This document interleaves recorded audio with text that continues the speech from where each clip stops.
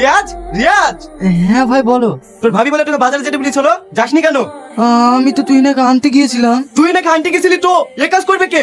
এই বাড়িতে থাকতে হলে কাজের লোক হিসেবে থাকতে হবে। যে যা হুকুম করবে তোকে সব শুনতে হবে, আর না হলে তোকে ঘাট ধাক্কা দিয়ে বাড়ি থেকে বের করে দেবো। আমি এক্ষুনি বাজারে যাচ্ছি। কি রে, তোর মন খারাপ কেনে? মন খারাপ হবে না? বাড়িতে আসতে না আসতে গ্রামের মানুষ সবাই বলছে আমি নাকি রিয়াজের বউ। এই সব কিছুর জন্য দায়ী তোমরা। বল বল, একটু ভালো করেই বল, আমার কথা তো শোনে না। কোথাকার আপত্তি ঠিক নাই, বাড়িতে জায়গা দিয়ে যত অত্যাচার। দেখো মা, তোমরা এই গায়া ভুট্টাকে তাড়াতাড়ি বাড়ি থেকে বিদায় করো, নাহলে কিন্তু আমি এই বাড়িতে থাকবো না। আর তোমাদের একটা কথা বলি, আমি একটা ছেলেকে ভালোবাসি আর আমি তাকেই বিয়ে করবো। এসব তুই কি বলছিস? ভালোবাসিস মানে? আমি তো রিয়াজের সঙ্গে বিয়ে ঠিক করে রেখেছি, ওর সঙ্গেই তোর বিয়ে হবে। কি? তুমি কি করে ভাবলে আমি ওরকম একটা গায়া ভূতকে বিয়ে করবো? আমি যাকে ভালোবাসি তাকেই বিয়ে করবো। আমার মুখের উপরে কথা। চুপ করো তো। বলছি মা, ছেলেটা কে?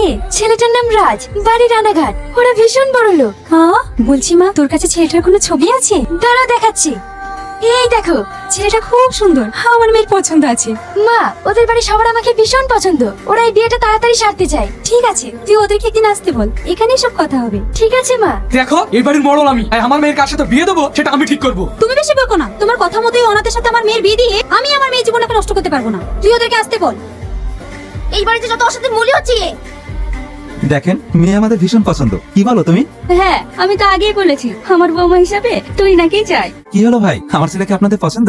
হ্যাঁ হ্যাঁ, ছেলে আমাদের ভীষণ পছন্দ। তাই শুভ কাজে দেরি না করে আপনার একটা শুভ দিন দেখে বিয়ে ডেটটা ফাইনাল করে ফেলুন। কি ব্যাপার, ভাই কিছু বলছে না যে? ও একটু কথা কম বলে। ওগো, রাজটা 24 তারিখে আমেরিকা চলে যাচ্ছে, তার আগে বিয়ের কাজটা সেরে ফেললে হতো না? হ্যাঁ হ্যাঁ, বলছে 22 তারিখটা শুক্রবার পড়ছে, সেই দিনটা যদি আমরা ঠিক করি তাহলে কি আপনাদের কোনো সমস্যা আছে? না না, আমাদের কোনো সমস্যা নাই। তাহলে ওই কথাই রইলো, 22 তারিখই ফাইনাল। তাহলে আমরা এখন আসি। তুই না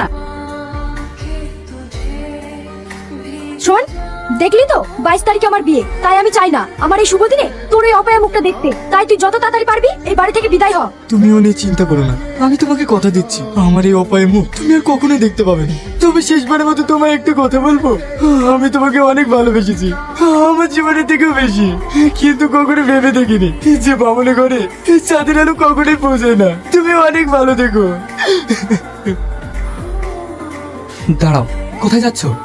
আমি এই বাড়ি ছেড়ে সারা জীবনকার জন্য চলে যাচ্ছি, কারণ আমি তো এই বাড়ির কেউ না।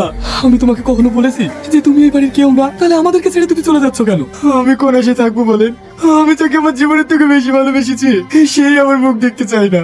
সে আজ আমায় রেখে অন্য কারোর ঘরে যেতে চলেছে। কিন্তু সত্যি একটা কথা কি জানেন, আমি তুই নাকি অনেক ভালোবাসি।